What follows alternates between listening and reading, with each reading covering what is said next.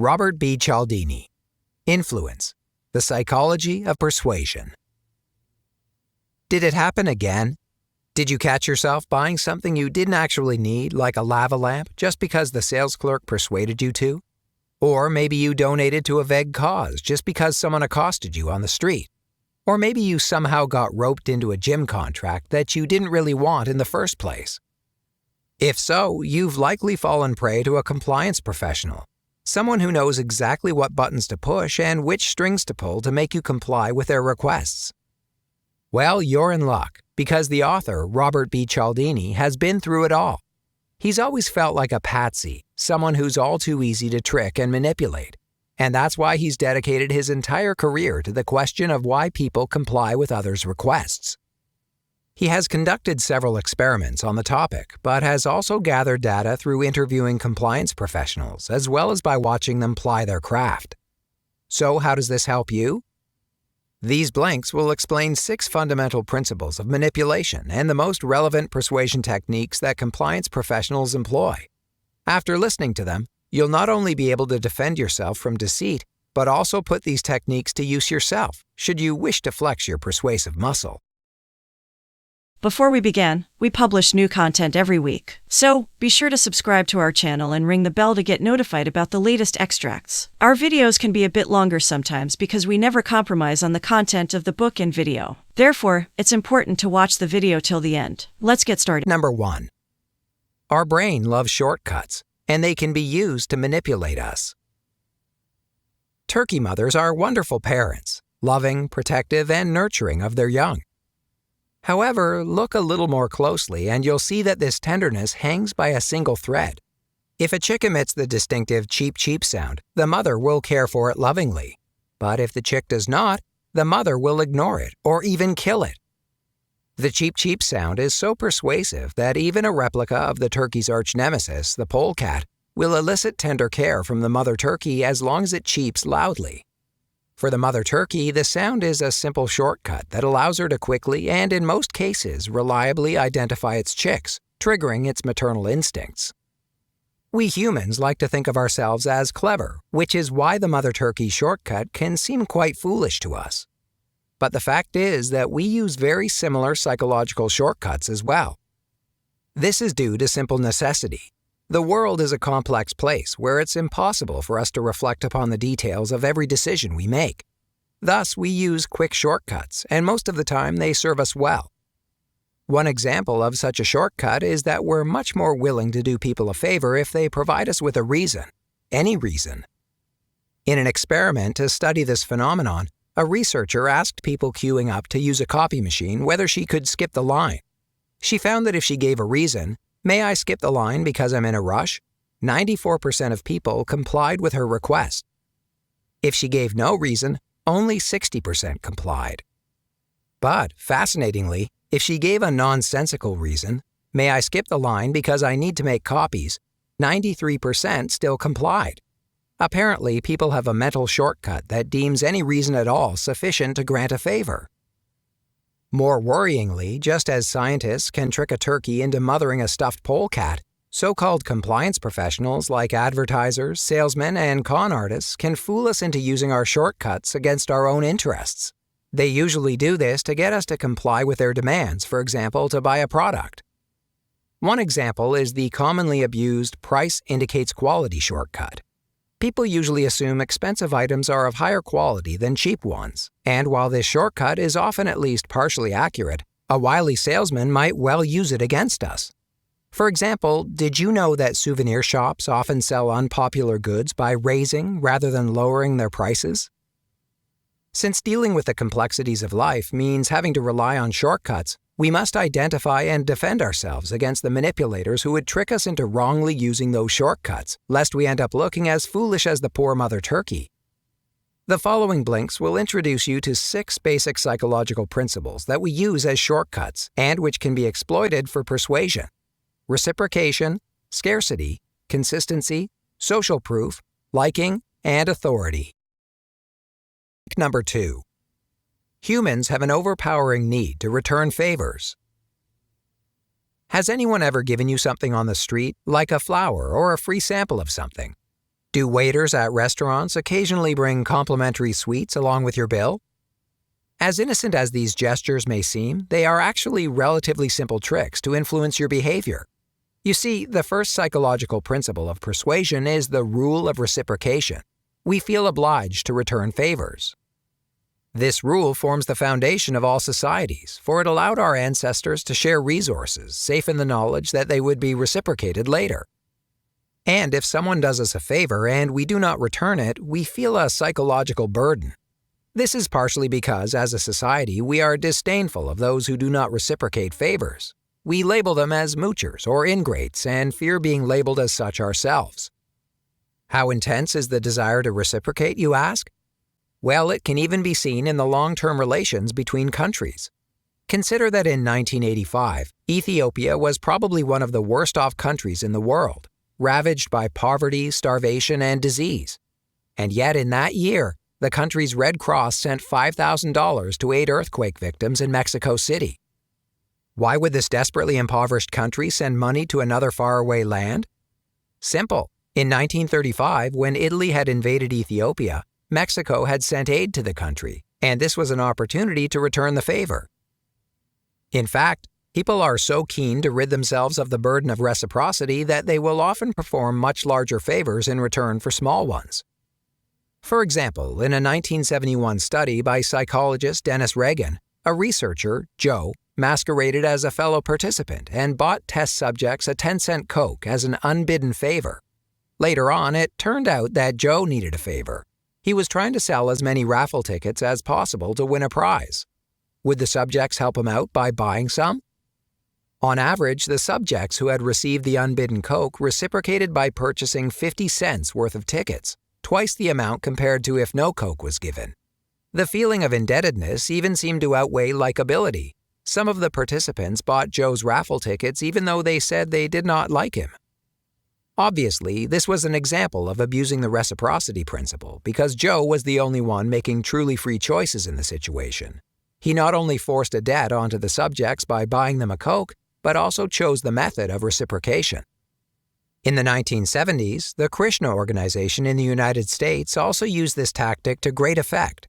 They gifted flowers to passers-by on the street, and though generally annoyed, people often made donations to the organization to satisfy their need to reciprocate the gift of the flower. So how can you fight back? As stated earlier, reciprocity plays a fundamental role in the way societies and social relationships work, so you can't forego the principle entirely, but you can learn to identify and resist deliberate attempts to abuse it. Start by getting into the habit of asking yourself if the favors you receive are really genuine, or if they could be attempts to manipulate you. Think about whether you actually want to donate your money to that nonprofit organization, or if you only feel obliged because they handed you a gift on the street. And don't worry about not reciprocating favors that are really manipulation attempts in disguise. Favors warrant favors in return, but tricks do not. Link number 3. In negotiations, starting with an outrageous request and retreating from there can win concessions. Just as we desire to pay back favors, when we're negotiating with someone and they make a concession, we'll feel obliged to reciprocate it. This is known as the rejection then retreat strategy. The author experienced this firsthand when a Boy Scout approached him on the street, wishing to sell him tickets to the annual Boy Scout circus.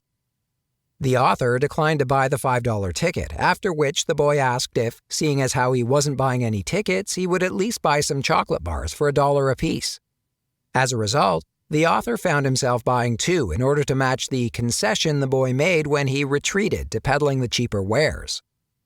What makes rejection then retreat such a powerful persuasion technique is that in addition to evoking our desire to reciprocate concessions, it also benefits from the contrast principle.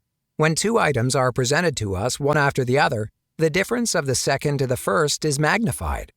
Thus, the $1 chocolate bar the boy offered seemed disproportionately cheap compared to the more expensive circus ticket.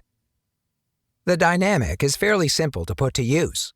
If you want something specific from a negotiation partner, start with an offer they are pretty sure to reject. Then retreat from your initial offer to what you really want. Your opponent will probably see this as a concession and feel obliged to make a similar one.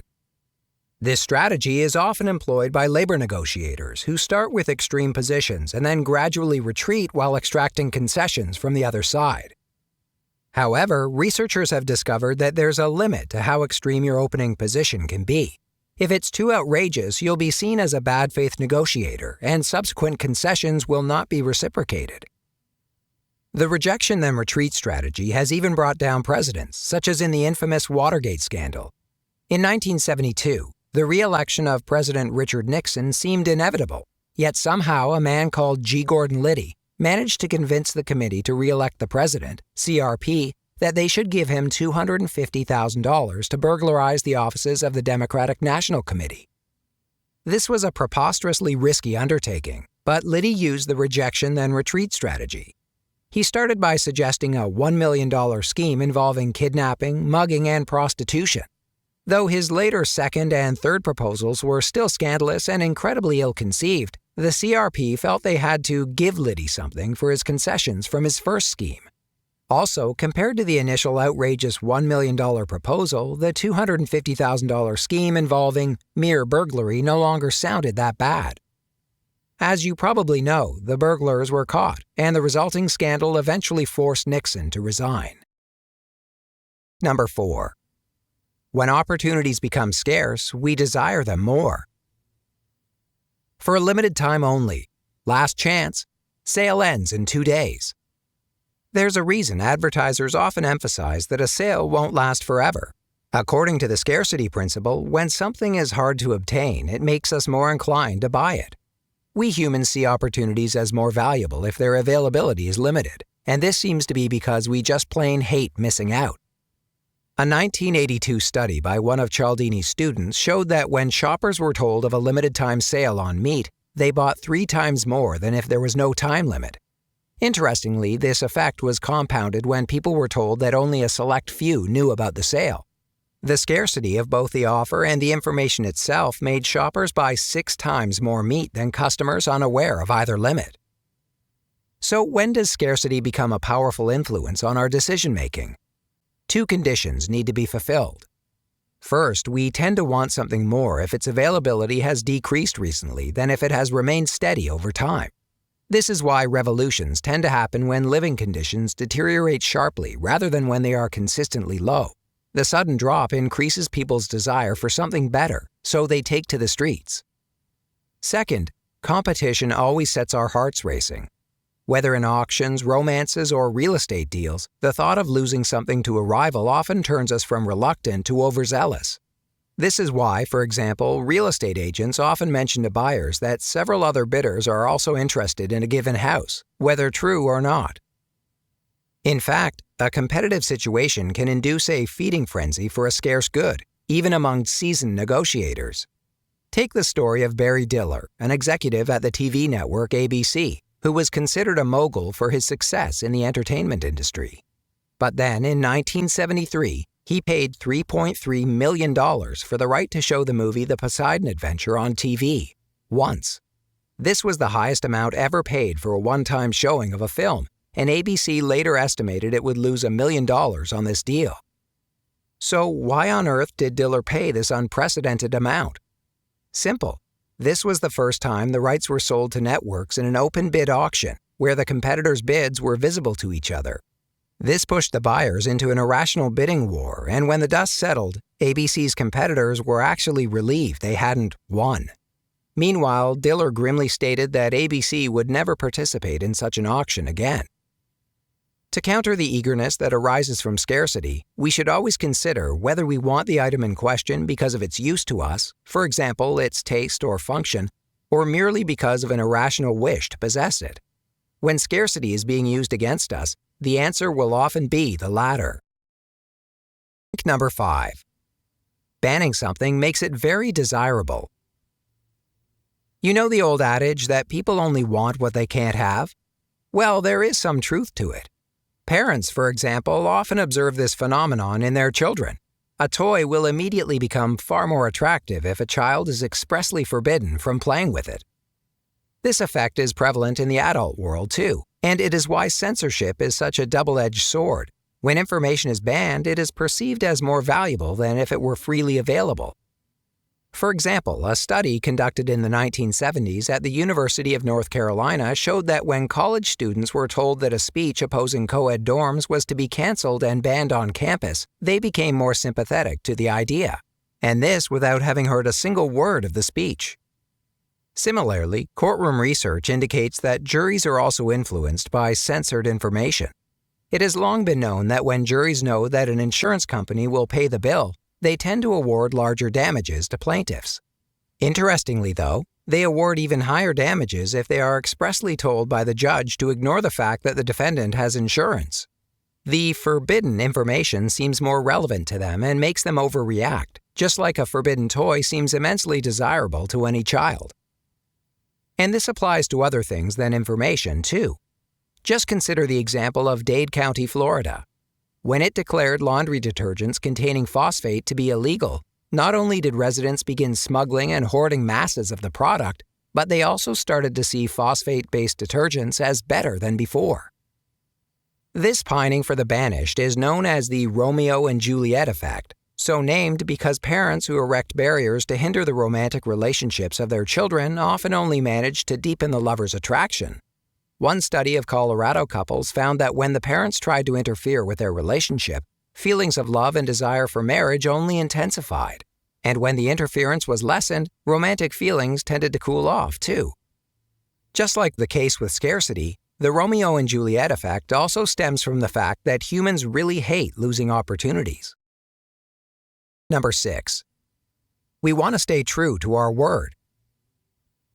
Imagine you're lying on the beach, enjoying a well-deserved day off. It's a hot day and you long for a refreshing dip in the water. But what are you going to do with your wallet and keys? Hide them? Or ask a neighboring sun worshiper to keep an eye on them? A study by psychologist Thomas Moriarty shows that asking someone is probably a better idea than you think. His results showed that in general, when people on a beach witnessed a staged theft of a radio from a neighboring towel, only 20% reacted.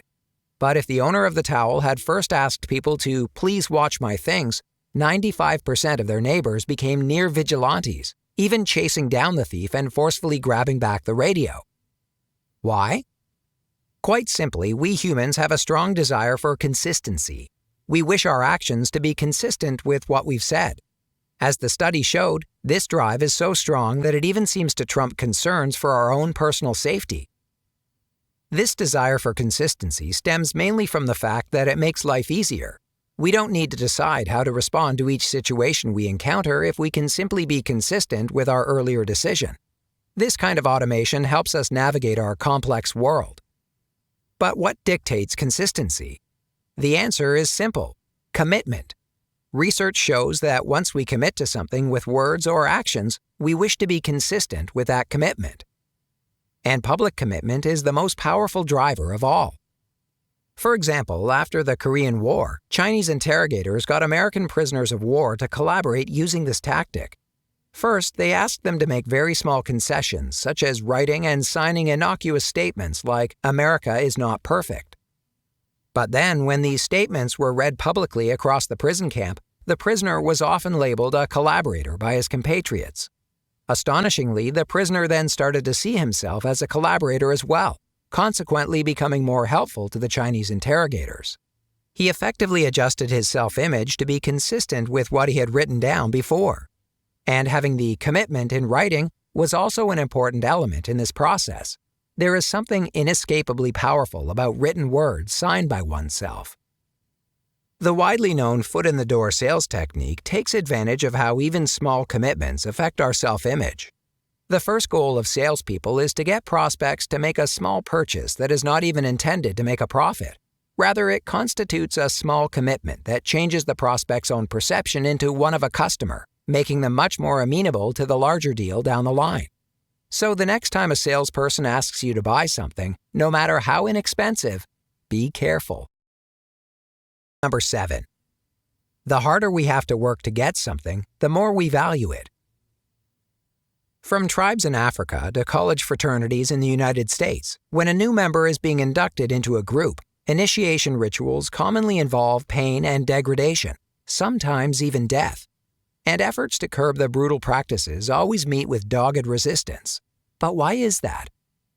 Quite simply, the groups engaging in these rituals know that if people go through a lot of trouble to attain something, they tend to value it more. The effort needed to achieve membership makes the members more committed to the group. But, interestingly, groups like college fraternities have also resisted efforts to transform their initiations into some form of community service, like changing bedpans at hospitals. This is simply because they want members to make the inner choice to participate in the degradation and not make excuses like, "This was for the good of the community," which would allow them to use an external justification for their behavior. To make the inner choice, they'll need to convince themselves that it's worth it, and this means elevating their view of the group they're joining. Indeed, research has shown that such inner choices are more likely to produce lasting inner change compared to choices made due to external pressure. Compliance professionals like salespeople can use, for example, the lowball trick to try to generate inner change in us. A car dealer might make such an astoundingly cheap offer on a car that we immediately decide to buy it.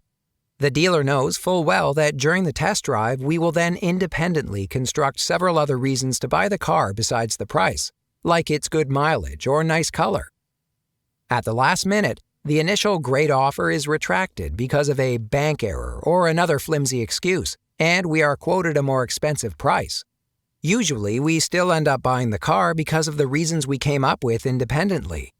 This is yet another facet of our desire for consistency.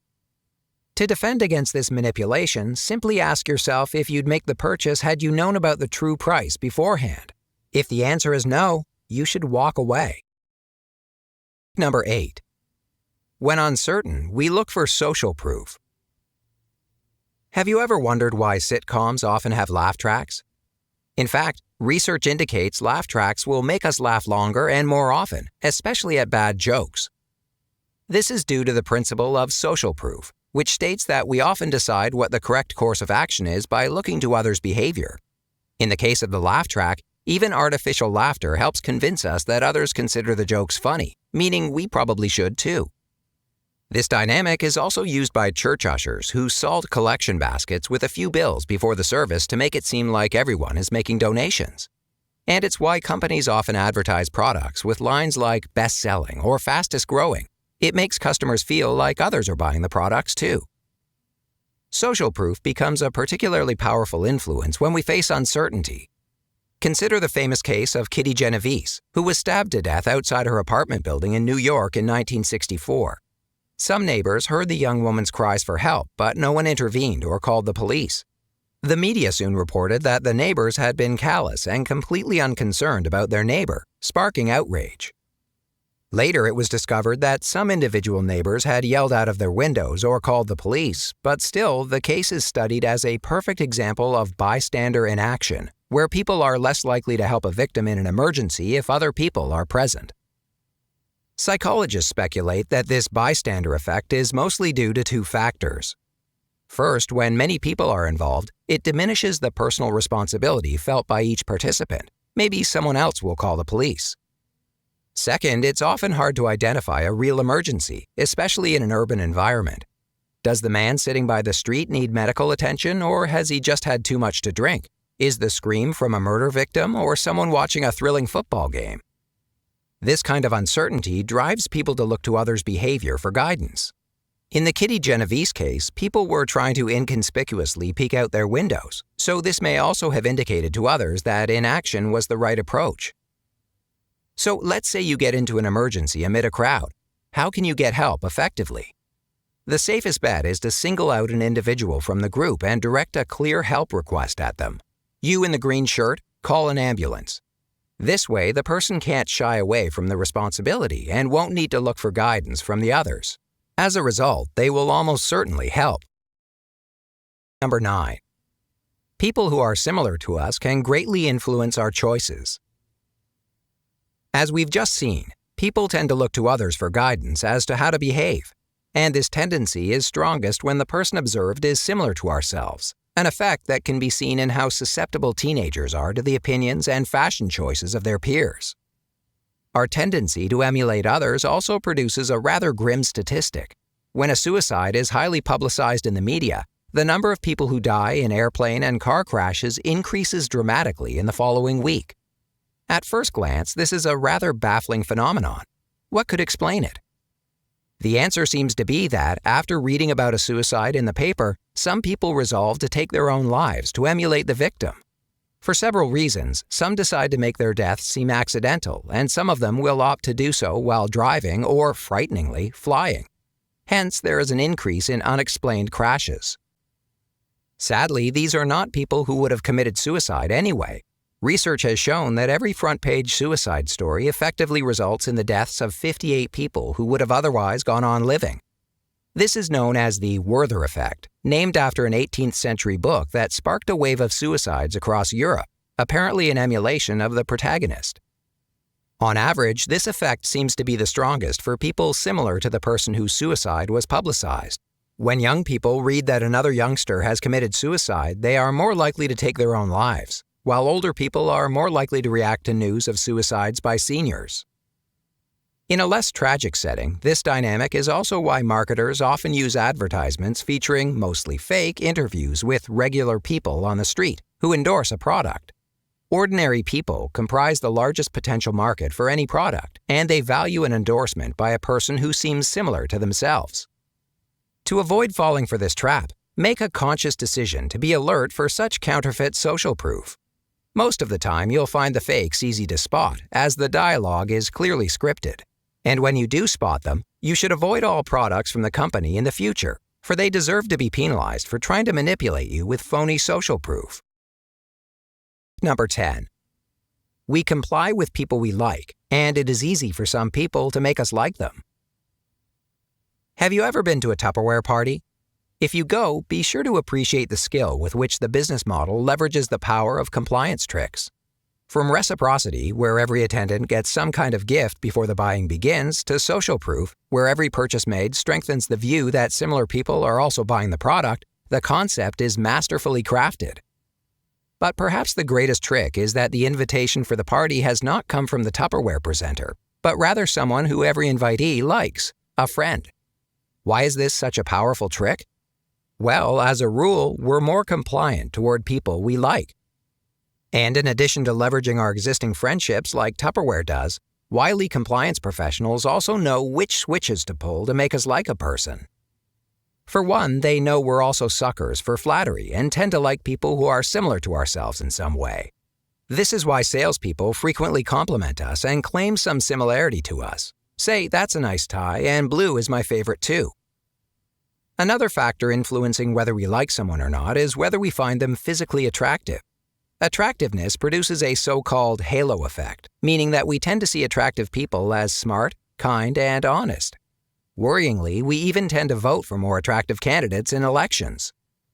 Yet another especially powerful factor in liking someone is cooperating for some shared goal or seeing them as on the same team. The infamous good cop, bad cop interrogation method employs this factor to great effect.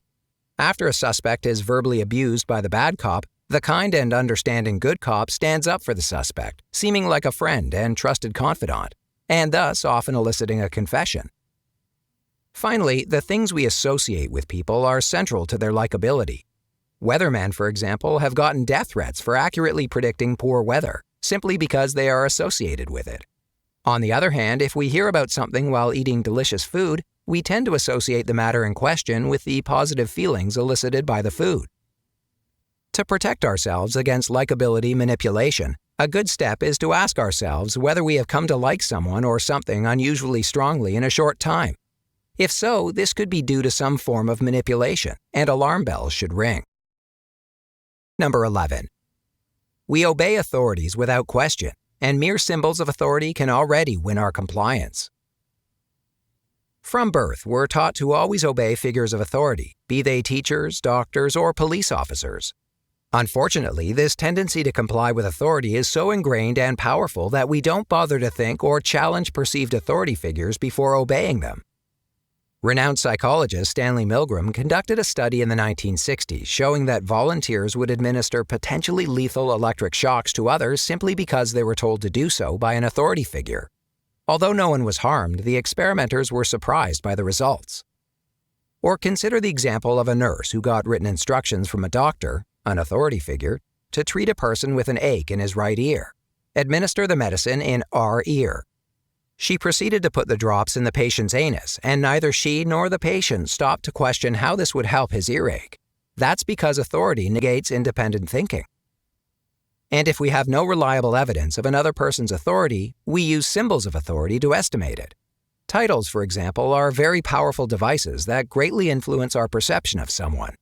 Faced with, say, a professor, we not only become automatically more respectful and accepting of their opinions, but studies show that we also tend to see them as physically taller. Clothes and props are also powerful authority symbols. In Milgram's experiment, it was the authority figure's white lab coat and clipboard that convinced participants they should obey them and torture their fellow test subjects. And con artists exploit the power of these symbols to their full extent by donning uniforms, suits, and even priests' robes if need be. Of course, there are authority figures that we should listen to, like judges or certain physicians. But how can we avoid people who abuse our deeply ingrained inclination to obey authority? Well, being aware of the power of authority is already a first line of defense.